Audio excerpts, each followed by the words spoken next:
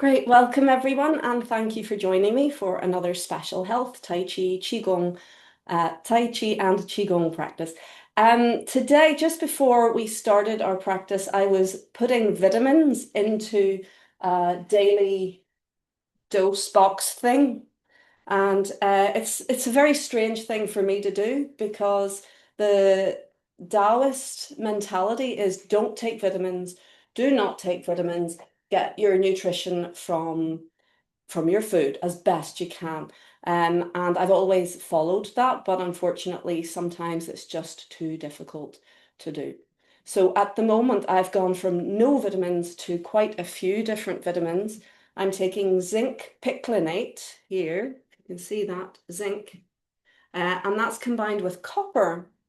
And zinc is very, very useful for all the functions of your body. So this was recommended to me by my kinesiologist. He said, you really should be taking zinc. And often, general advice is calcium, magnesium, and zinc. Very, very good for general function of nerves, of muscles, of your brain, just everything. So I have been taking that as of late. Also a big hitter, which has made a huge difference to me. If you can see that, sorry about my tremor. It is vitamin B complex that includes methylfolate and B12, along with B1, B2, B3, B6. Yeah, so quite a few things there. And honestly, this has changed my life. Last year, I was very exhausted. I felt I was dropping things. I had brain fog. I felt my faculties just disappearing. My hearing went down. My eyesight went down. My strength went down. I was exhausted. And I really was not a happy bunny and was really concerned about my imminent future. And actually, it was the nutritionalist that I asked my doctor to refer me to, who said, "Oh, look, your vitamin Bs are low. You need to take vitamin B supplements." And as soon as I started taking these, I felt better, like a lot better. My energy is back to normal. Brilliant. And she also recommended vitamin D, the sunshine vitamin, which I have been taking as well. And definitely it's making a difference. And the other vitamin I am taking, this is my own personal journey I'm sharing with you. Maybe it's right for you, maybe not. You can have a think about it, talk with um, your doctor, a chemist, a health food practitioner, and see what they think.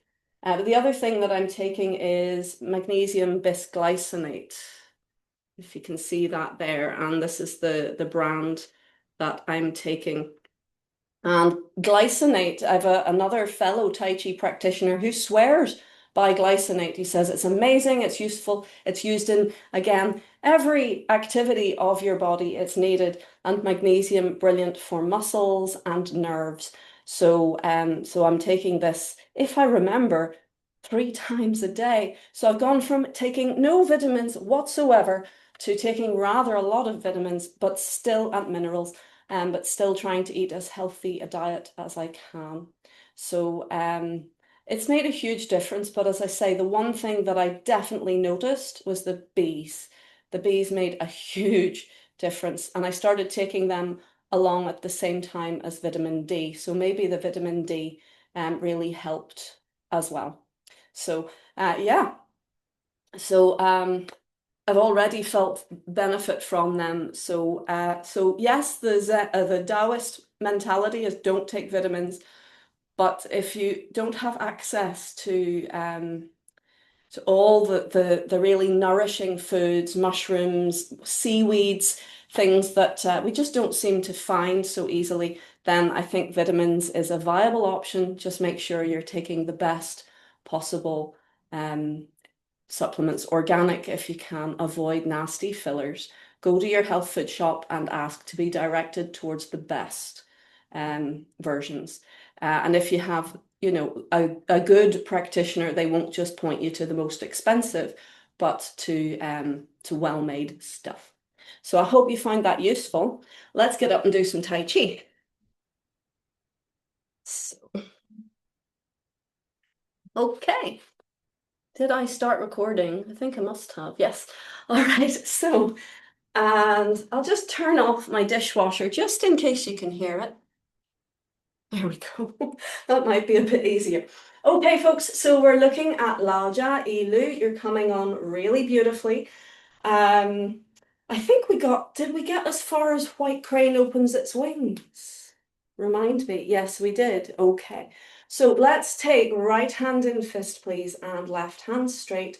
Tuck back that thumb, feet together, hands together, and press forwards. Lovely. Relax down.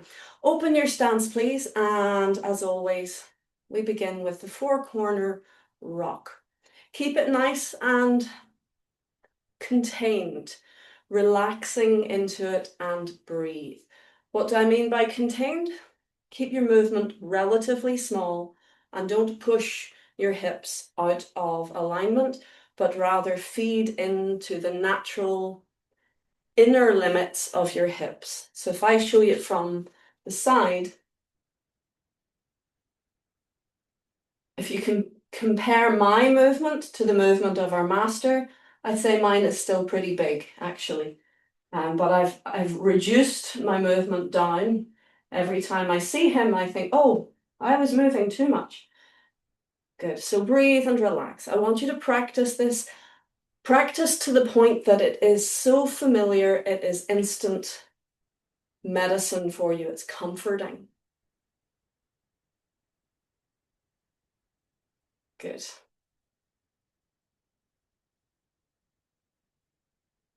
Okay, I have an overhead light on here. I'm maybe getting bleached quite a lot, but might turn that off in a second. Let's change direction, please. Notice the body is a unit. I'm not isolating like this. See the difference? I'm letting my body move with, keeping the structure so the body feels a bit like what I imagine bamboo would feel like when it's swaying in the wind or it's bowing, but it's not losing its structure. And breathe. Good. Keep going. I'm going to turn out this light. It'll go dark for a sec. Yeah, I think that's actually better. Good. Okay. Lovely. Next movement, similar but different. We stay upright this time.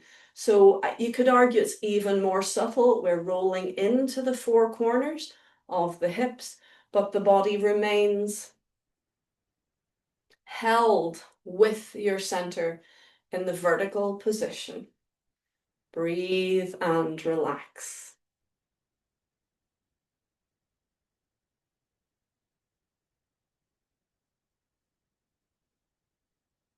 Good.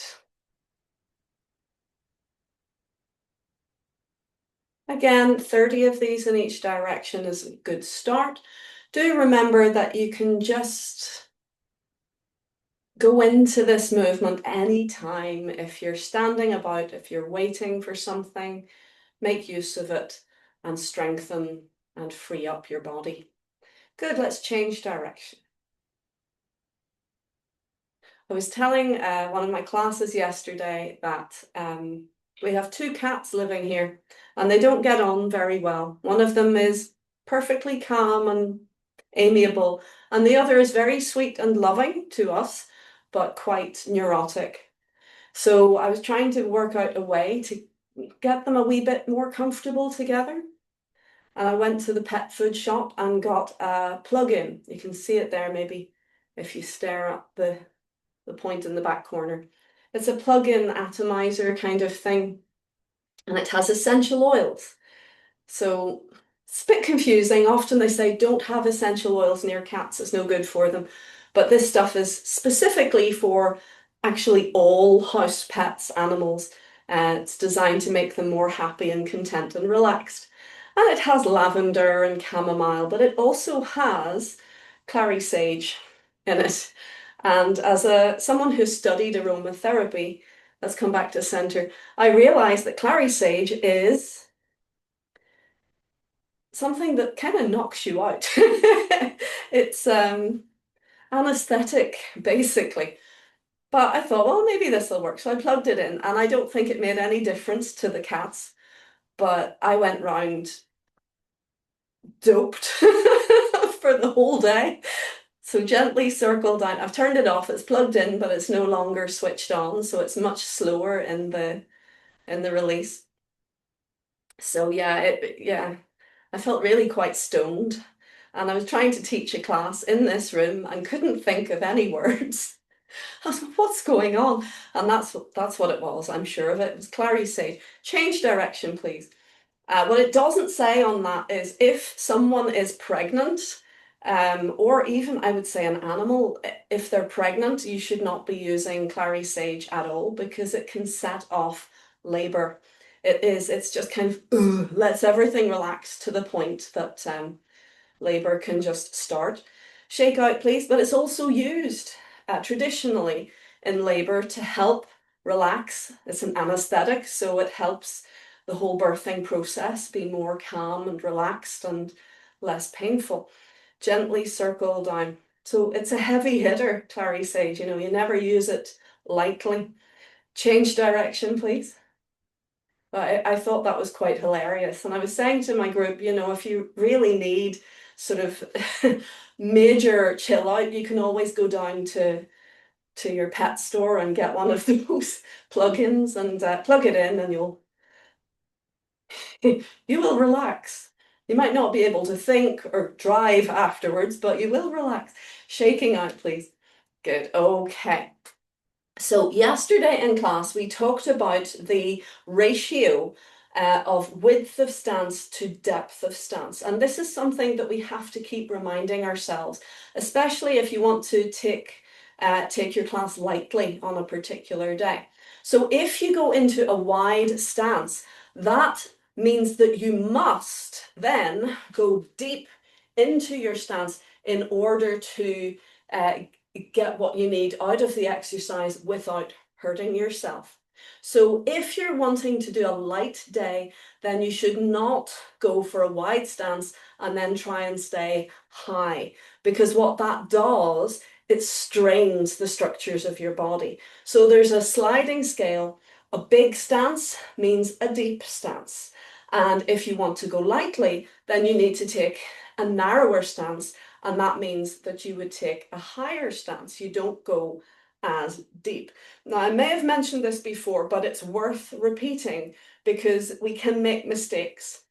Another mistake might be that, you know, maybe your hips don't feel particularly comfortable going wide, but you fancy going deep. The same principle applies. If you're narrow, you are obliged to stay in a higher stance in order to protect your knees, your hips, your structures. So if you want to go big, deep, you have to go wide.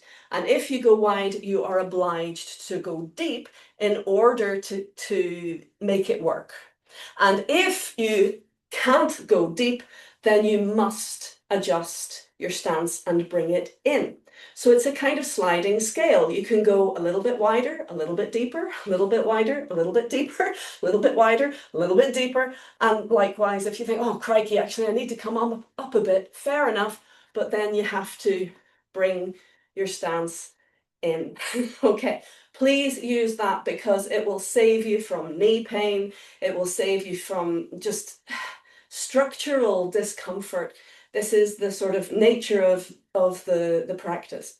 So I'd like you to take a stance that echoes how deep you're going to go, and then sit down. And then we can do our little rotation of one hip. Good. Now, it's not that you're holding the other hip still. I mean, I've seen people doing that and go, how are they doing that? So if you move one hip, the other hip will move, but you're just focusing to get the movement with one hip and let the other hip follow. So in effect, this is what we're going to end up with, that one hip circles and the other side catches up in a sort of like that. It's not a figure of eight. We used to call it the figure of eight, and then people started doing this figure of eight movement, which is a whole other ballgame. So this is my way of describing it.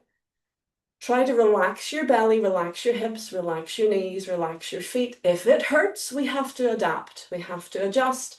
That may mean coming in to come up. Change direction, please. Now the other hip is going out, forwards, in and back. Breathe, relax. Notice how you feel.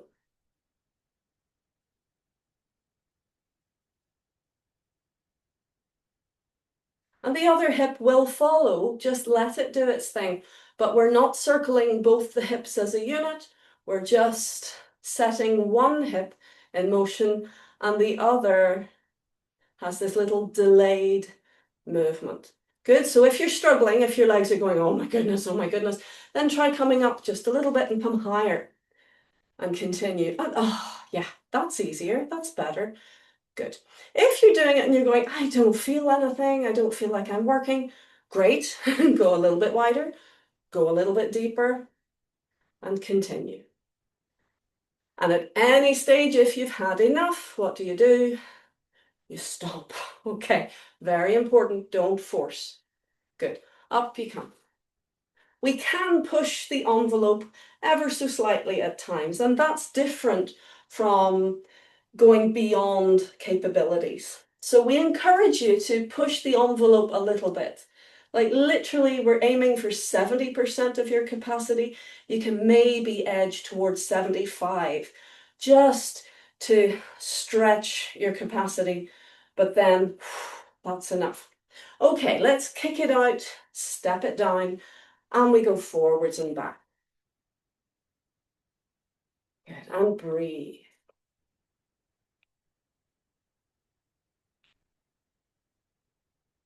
Now, if, like me, you have a click, maybe it's a regular click every time you do a movement, you get click, click, click.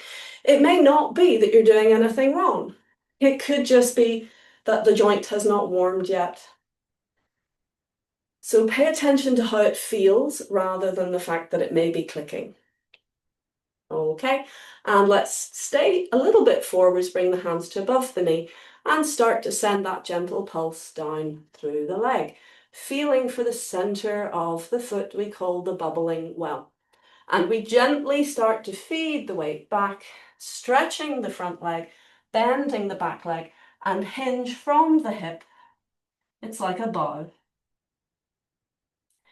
Good, keep breathing, keep relaxing, no forcing please. And pull those toes back if you can, and if you can safely, take the same side hand to foot. And we can continue with that very gentle pulse. Don't bounce, don't force, keep breathing. Good, relax the foot down. You can feed the weight forwards, up you come, and a little shake out. Good, on the other side, we're going to kick it out, step it down, and we go forwards and back. Forwards and back, and breathe.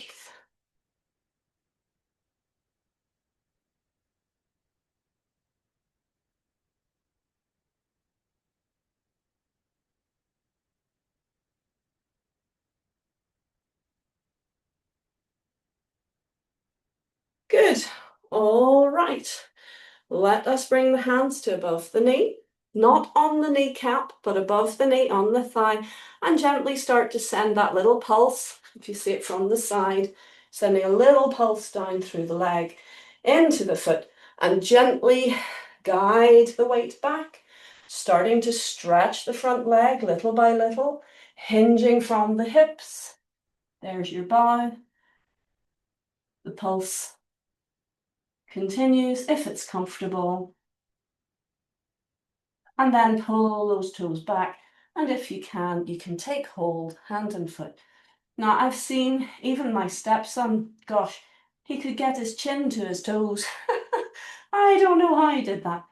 Slightly different proportions, maybe long body, short legs, but just get a stretch. Don't force anything. Good. Relax your foot down and up you come. Good. And shake out.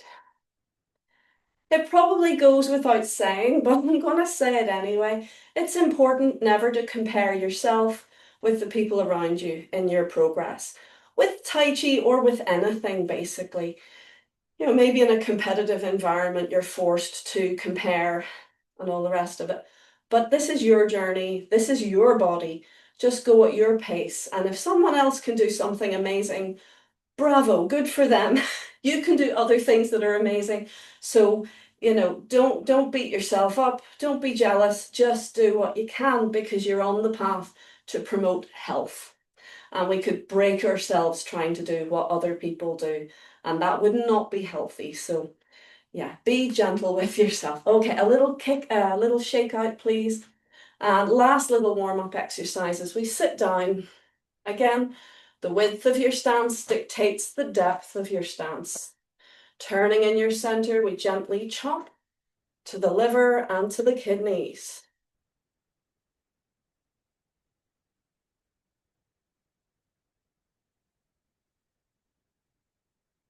I think the West is a very competitive environment, so we learn to try to do as good as others or even do better. And in China, obviously in martial arts world, people are competitive, but I get the impression they're competing against their self primarily. And I think that's a good way that you gently push your own envelope to see where you can get, as opposed to just beating yourself up to keep up with the neighbors. Okay, good. Up you come and breathe.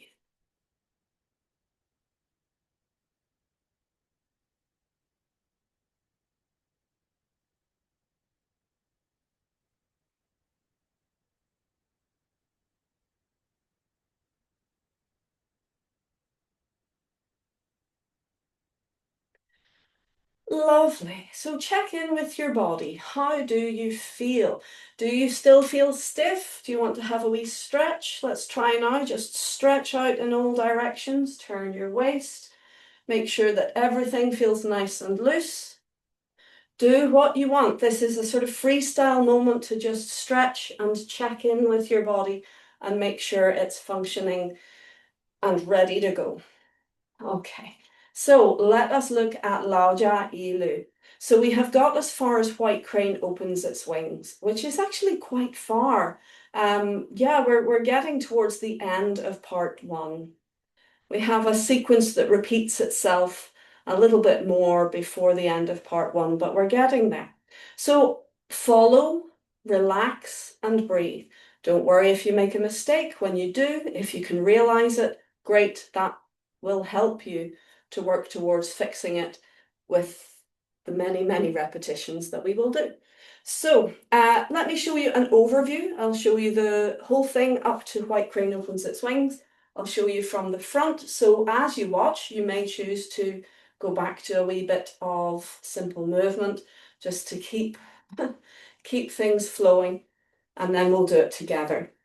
Okay.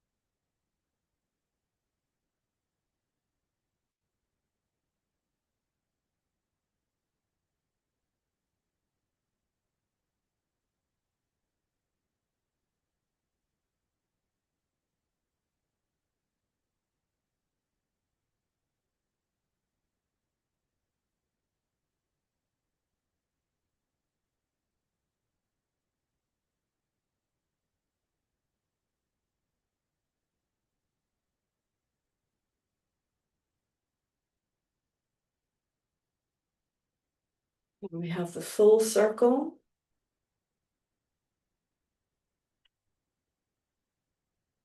That gives you time to think. You're going to change direction by lifting the left toe and turning. But here we do exactly the same as we've just done, but facing our new direction. And it's still the same. all the way up to crossing hands. And instead of stepping to the side, now we step back. Turning left, left palm flips, turning right, right palm flips, and we release to white crane position. Good, so that's as far as we're going to go. Okay, give it a go, see how you get on. If you're using your phone, you might want to just hold your phone and follow. And yeah, you'll be using one hand and the feet. See how it goes. Okay, ready? Feet together, we lengthen up through the top of the head. Chin slightly down and back. Let your shoulders release. Relax through your body, through your legs, into the feet and into the floor.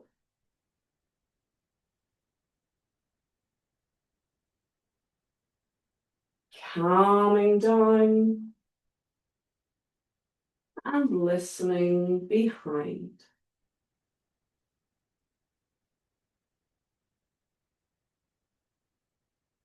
We begin. Release. Open left. Into center. Breathing in, feel to your fingertips. Breathing out, relax belly, hips, knees, hands to belly height. We release to the right to turn left. We release to the left, lift the right toe, turn to the right. Relax the foot down, feet forwards, release the back foot, glance and step. Release down towards the back right and expand, make your shield. Then both arms expand like a balloon. Lift the front toes, turning slightly as you turn towards the front. Bring the right side through. We raise the right hand up. I'm going to come back so you can see. Raise the right hand up, making a fist, and bring the back of the fist into the left palm. Lift up, flatten foot, stamp. Now, right hand piercing up, left palm turning, pressing down. Turning the center, it's like turning a wheel. The hands circle round and gather the right side in, right hand underneath. Glance to the right, step right. Turning to the left hand comes to the body. So we're just reaching to the corner and feed across, shoulder, elbow, hand, fingertips. Left hand relaxes onto the waist and the right hand, heel of palm, sits down. Release and ward off. Left palm facing in. Feed your weight back and turn, circling the arms up. Feed the weight right. Turn into the right. And there is your apparent close-up, filling the hands forwards, filling the back gently back. Release and turn both palms to face up. Pinch the right hand into a hook and square up to draw needle and thread. Look and step. Turn left palm over, feet across, right toes tug in and relax to center. So your hands are above your feet, elbows above knees, shoulders above hips. We turn to the left. Left hand turns in and it's the back of the hook that comes towards the hands. Feed across, open the hook and turn, circle the arms down. Feed across, drag the hands and turn, circle the hands up. Feed across, circle the hands down. Now lift your left toes, turning on the heel as you turn the body and make a shield, expand. Now balloon, both hands expand. Lift the left toes a little, turn a little and bring the right side through. Good. Make a fist as you raise the right hand. Left hand turns over, back of fist into hand. Together, hand and arm go up. Flatten the foot and stamp. Release. It's All copy and paste. Right hand pierces up, left palm turns down, and you press the two apart. Turning to the right, circle, like you're turning a wheel, and keep circling. Take your weight left and bring the right hand underneath, bringing the right foot in. Now we step a little to the side, but back with your right foot, and we turn to the left just a little bit and let your left hand flip, palm face down. Turn to the right, let your right palm flip, palm facing out, weight back, and release the left side down. And there is your white crane, opens its wings position. Notice it's not to your side, it's in front of you. And rest. Well done. Take a breath. Very good. Now, I know subtleties are there. It might be difficult to see.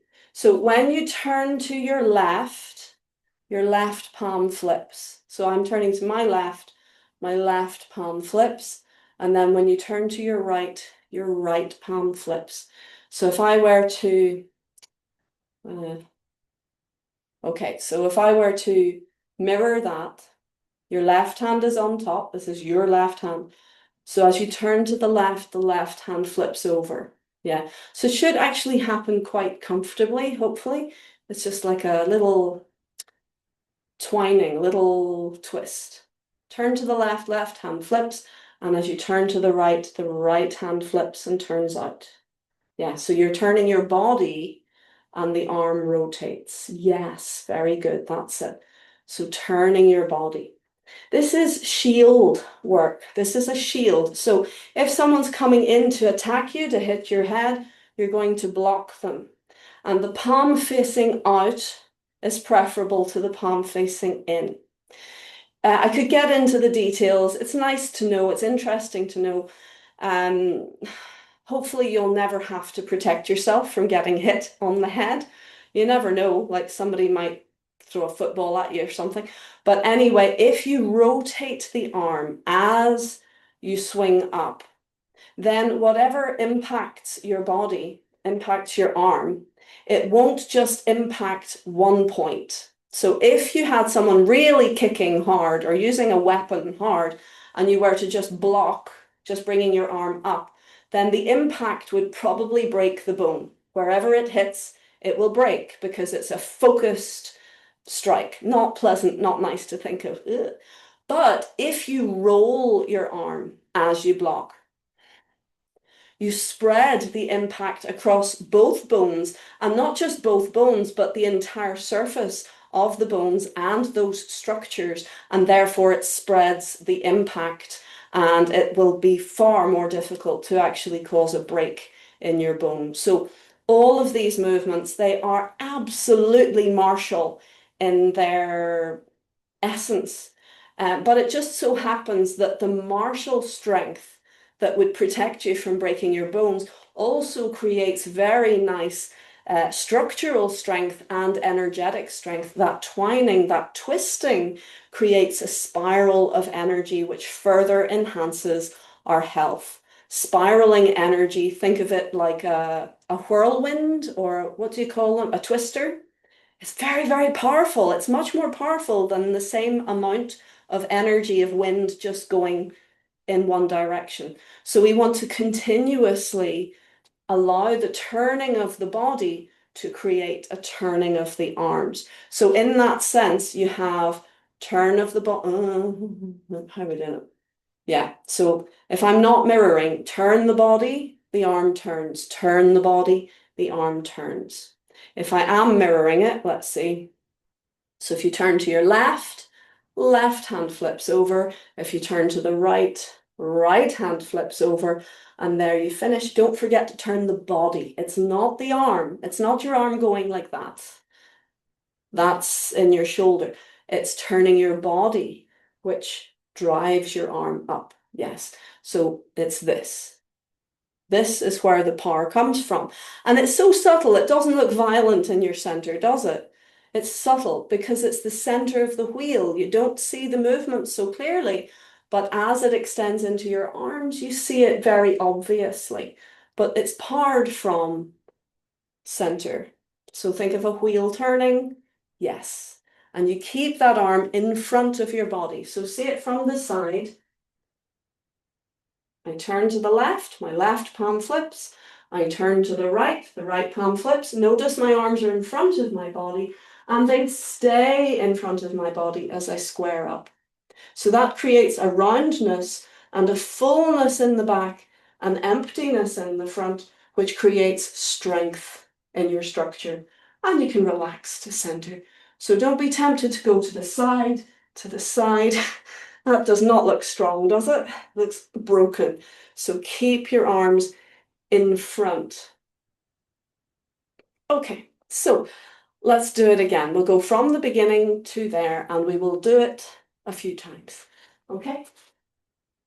Ready? Relax.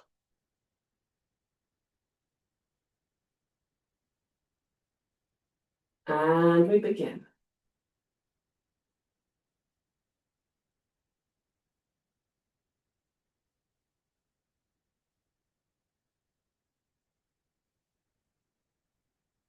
Release and turn.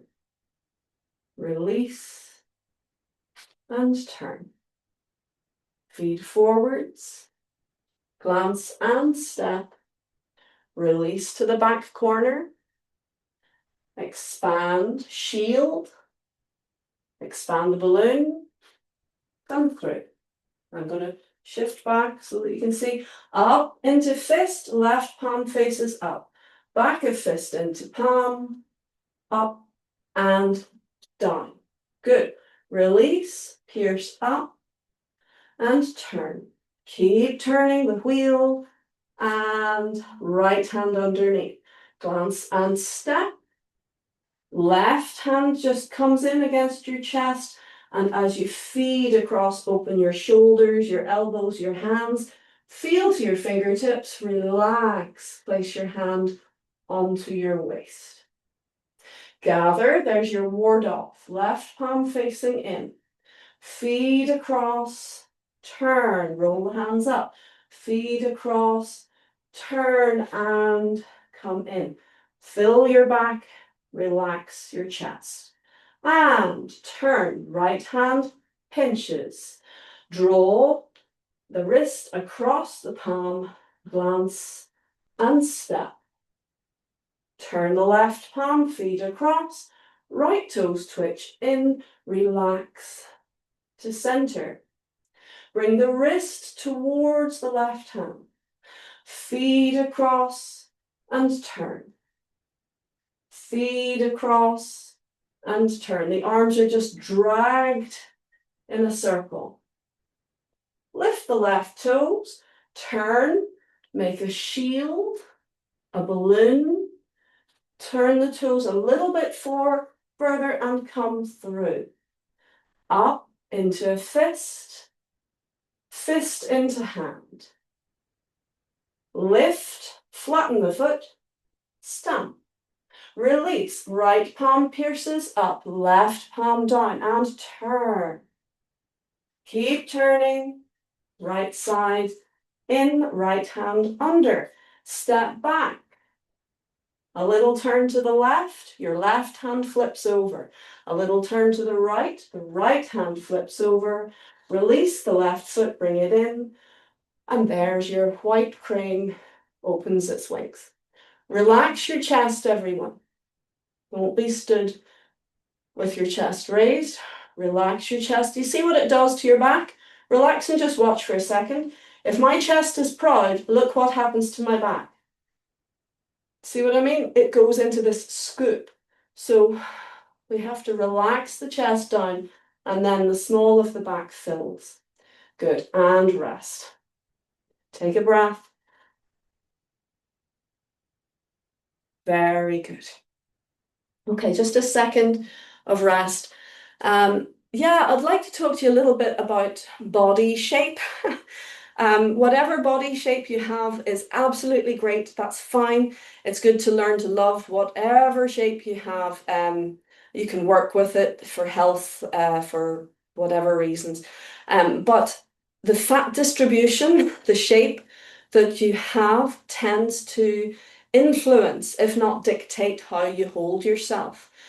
So if you are quite busty, you may find yourself lifting your chest, trying to support your bust, as I often find myself doing.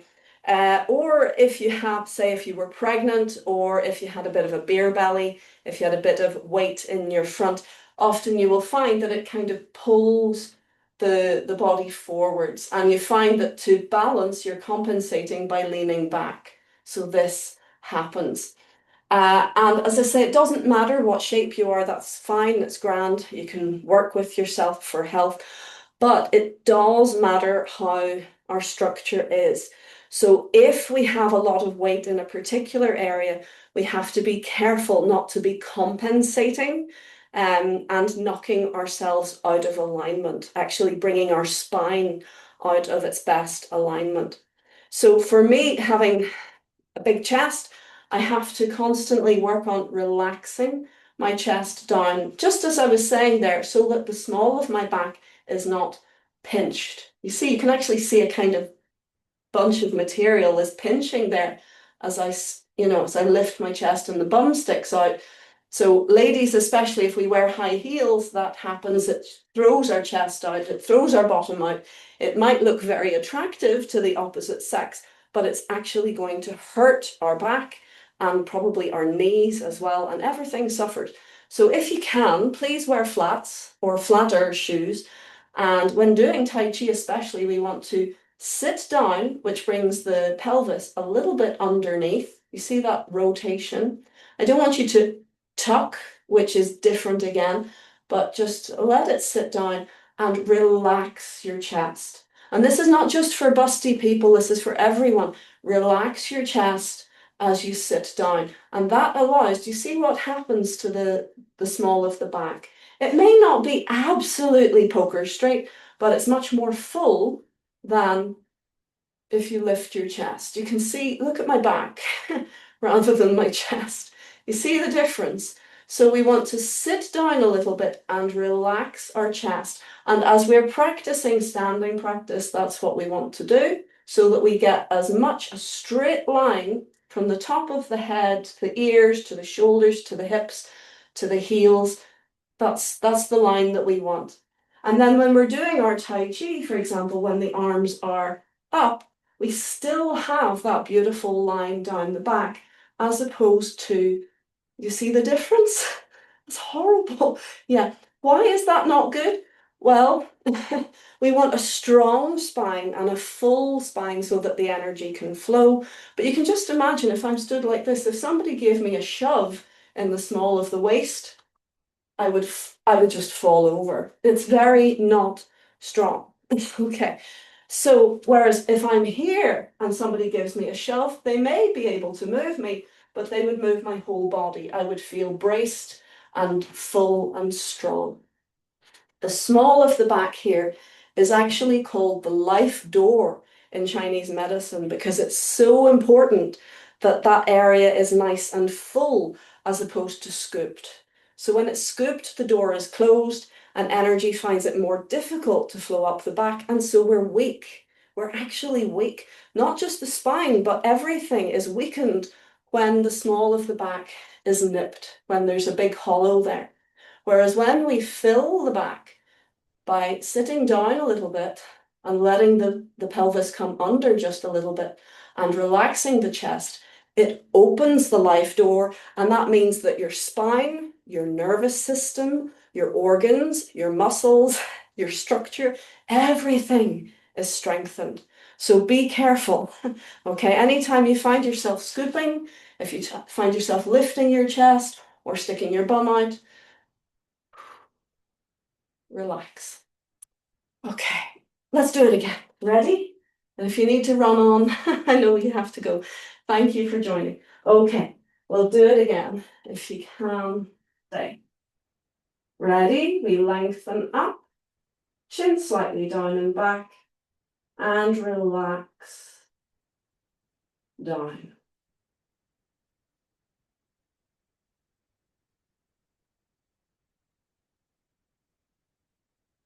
Off we go.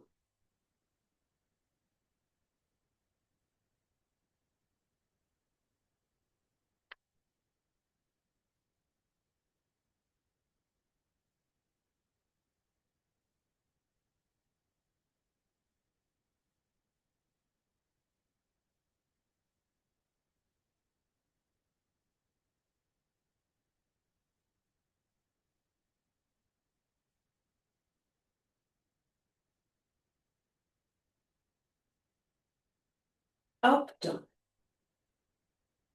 up, down. Press heaven and earth apart and turn the wheel. Gather it in. Left hand to body. Lazily tying the knot.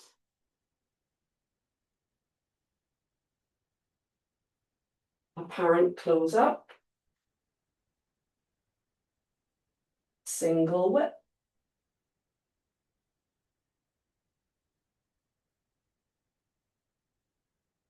Check your back is full and not scooped. And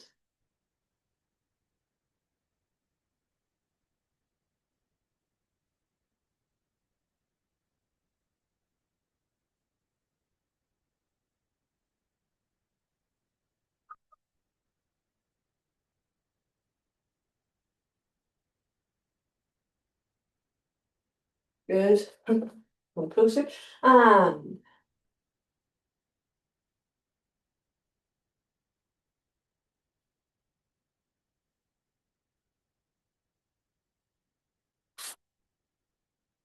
relax to center. Beautiful, well done. And relax. Good. So you will notice there are times in the form that, sorry, I can't see you anymore. Hold on.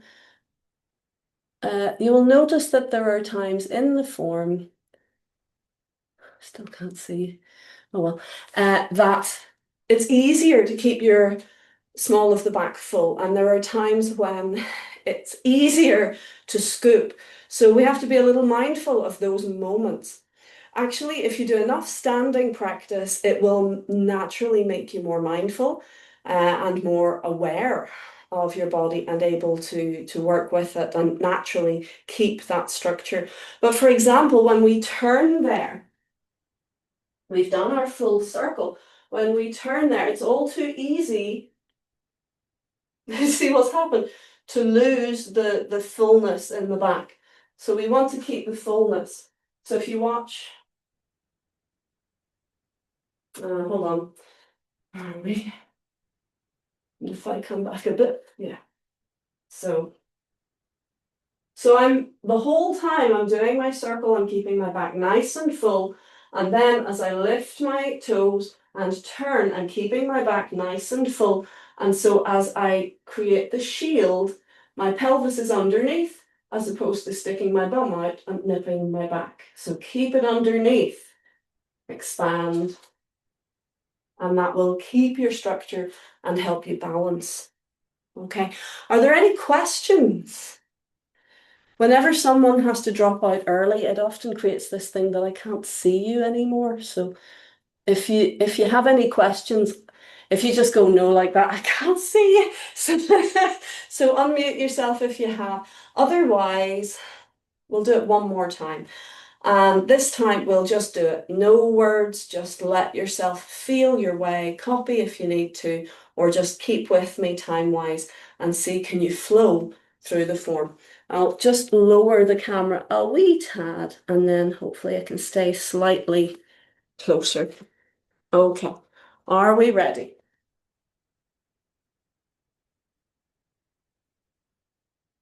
Okay.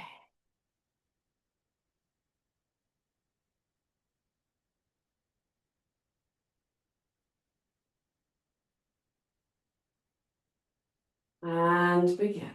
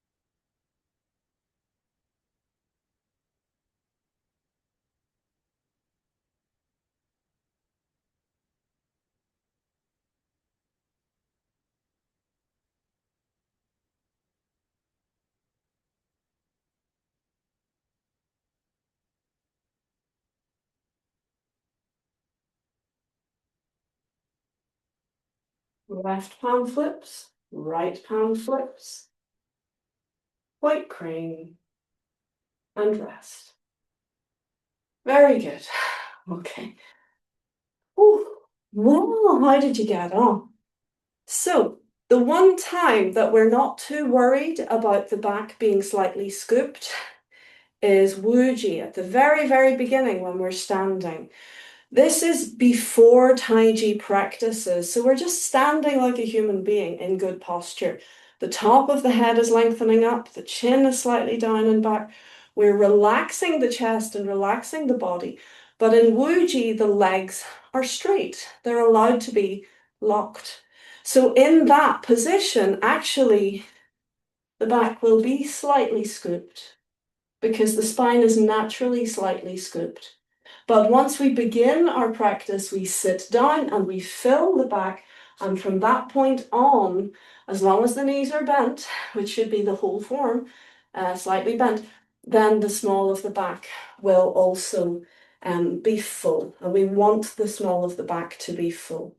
So this is not how we walk around from day to day. We don't walk around on slightly bended knee, do we? It would look a bit strange. So the filling of the small of the back is peculiar to our Tai Chi practice.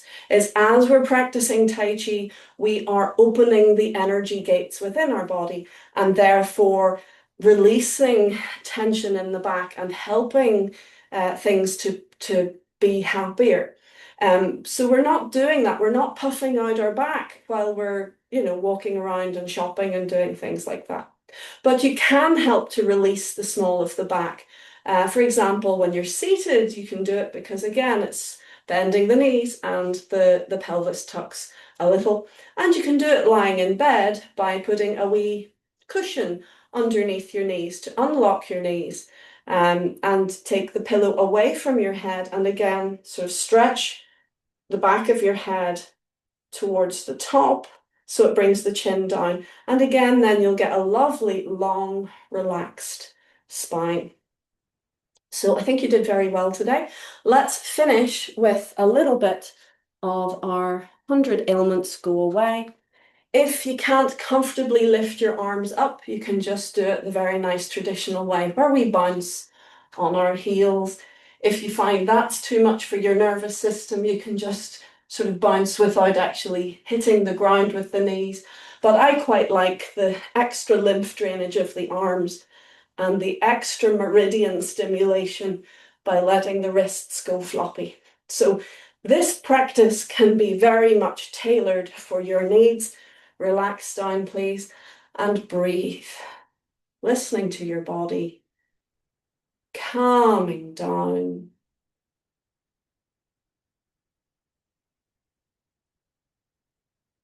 Feeling into your center. Let's gather the hands up, cover the center, hug your elbows gently in, and breathe into your center.